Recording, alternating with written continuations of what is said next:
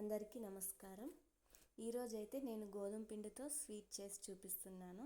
దాన్నే కొంచెం కేక్ లాగా డిజైన్ చేశాను.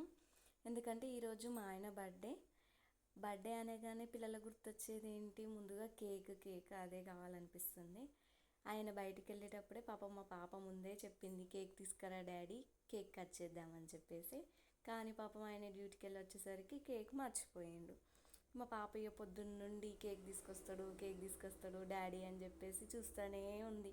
కానీ ఆయన మర్చిపోయిండు కదా, డిసప్పాయింట్ అయిపోయింది. తను డిసప్పాయింట్ కాకుండా ఈ స్వీట్ని కొంచెం కేక్లా డెకరేట్ చేసి చూపిస్తున్నాను. ఆయనతో ఈ స్వీట్ని కేక్లా కట్ చేయించామన్నట్టు. అయితే దీన్ని ప్రిపేర్ చేసుకోవడానికి ముందుగా నేను 1 కప్పు గోధుమ పిండి తీసుకున్నాను. ఫస్ట్ అయితే కొంచెం బెల్లం తీసుకున్నాను. గోధుమ పిండి 1 కప్పు తీసుకుంటే బెల్లం కూడా 1 కప్పు తీసుకున్నాను. అంటే స్వీటు మీరు తినగలిగిన దాన్ని బట్టి 1 కప్పు బెల్లంలో కొద్దిగా వాటర్ పోసి ఆ బెల్లంని కరగనివ్వాలి. అలాగే పక్కకు కొద్దిగా నెయ్యి, అలాగే కొద్దిగా నూనె వేస్తున్నాను. ఈ స్వీట్ 1 కప్పు తీసుకుంటే నెయ్యి నూనె 2 కలిపేసి ఒక హాఫ్ క్వాంటిటీ వరకు ఉండాలి. అది వేడైన తర్వాత అందులోనే కొన్ని కిస్మిస్లు వేసి ఫ్రై చేశాను. ఇప్పుడు ఆ గోధుమ పిండిని అందులో వేసి మంచిగా గోధుమ పిండికి ఆ నెయ్యి అంతా పట్టేంత వరకు మంచిగా గ్యాస్ సిమ్లో పెట్టేసి మంచిగా ఫ్రై అవ్వనివ్వాలి. ఎందుకంటే పిండి స్మెల్ రాకుండా, మనం తినేటప్పుడు పిండి ఫ్లేవర్ కూడా తెలియకుండా మంచిగా ఫ్రై చేసుకోవాలి. ఇప్పుడు అందులోనే నేను 1 యాలక్కాయ కొట్టేస్తున్నాను. ఈ బెల్లాన్ని మొత్తం కరగనివ్వాలి, మరగనివ్వాల్సిన అవసరం లేదు, కరిగితే సరిపోతుంది. ఇప్పుడు ఈ పిండి అంతా మంచిగా నెయ్యిలో ఫ్రై అయిన తర్వాత ఇందులోనే ఈ కిస్మిస్లు యాడ్ చేస్తున్నాను. ఇప్పుడు మనం ఈ బెల్లం పాకం ఉంది కదా, దాన్ని జాలితో వడకట్టుకుంటూ కొద్దిగా పోసుకోవాలి. అంతా ఒకేసారి పోసుకోవద్దు, కొద్దిగా యాడ్ చేసుకొని ఈ పిండిని ఉడకనివ్వాలి. మంచి బెల్లం పాకం అంతా ఈ పిండికి కలిసేటట్టుగా బాగాసేపు కలుపుతూ ఉండాలి. కొద్దిగా యాడ్ చేసుకుంటూ బాగాసేపు కలపాలి. దాన్ని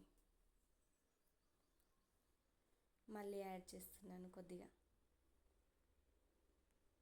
అంతా ఒకేసారి వేసేస్తే ఏంటంటే పిండికి సరిగ్గా పట్టుకోదు, సరిగ్గా ఉడకదు. అందుకే కొద్దిగా యాడ్ చేసుకుంటూ మంచిగా కలిసేలా కలుపుకోవాలి.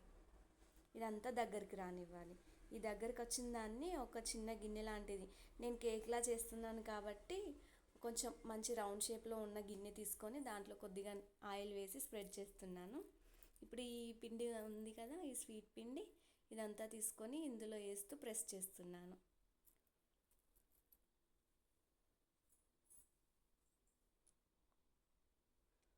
ఇలా ఈ ప్రెస్ చేసింది పూర్తిగా చల్లారనివ్వాలి. చల్లారితే మనకు మంచి షేప్లో వస్తుంది. వేడివేడిగా ఉంటే రాదండి, కొంచెం ఇచ్చుకుపోయినట్టుగా అవుతుంది.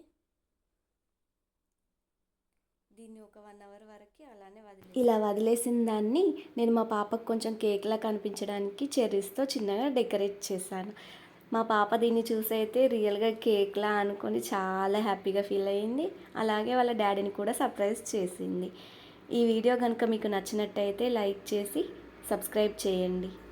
Thank you for watching.